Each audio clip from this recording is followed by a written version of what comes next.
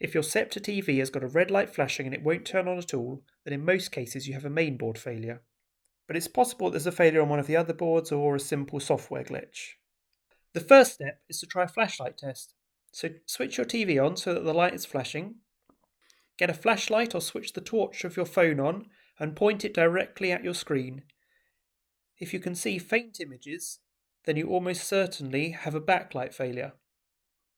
But to be able to diagnose and fix this properly, then check out the linked video that's in the top right of the screen right now. If you don't see any faint images, then we'll cover how to fix that in the rest of this video.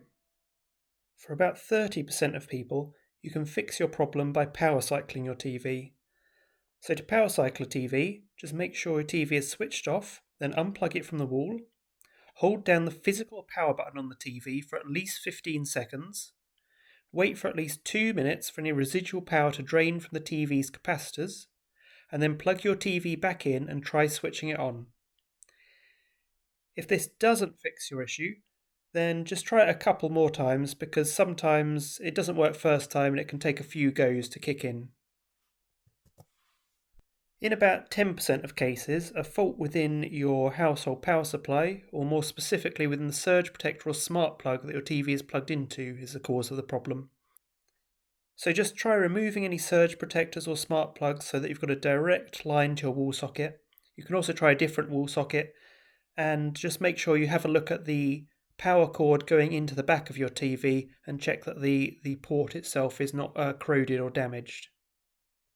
About 5% of users have got an HDMI problem. So this is either a faulty HDMI cable with a break in it, a damaged HDMI port with damaged or broken pins, or a poor HDMI connection between the cable and connector. So start by removing all HDMI and other cables apart from your power cable from your TV, then switch your TV on. If the problem's gone, then take a look at all of the HDMI and other cables. Check there's no damage to them. Use compressed air if you've got any to clean the contacts between the cable and the connector, and then firmly reinsert the cables and switch your TV on again. If it hasn't fixed your problem, then try using a different HDMI input that's located elsewhere on your TV, as HDMI slots on a different part of your TV often have a different connection to your TV's mainboard.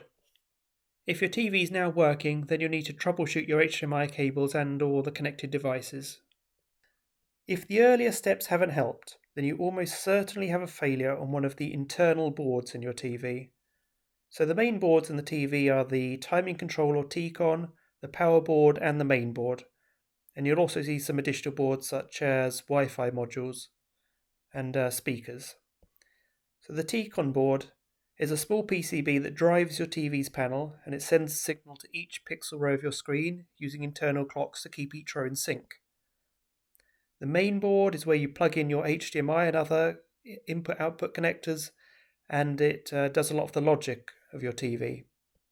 And the power board is where you plug in your power cable, and that converts the voltages to something that the TV can use.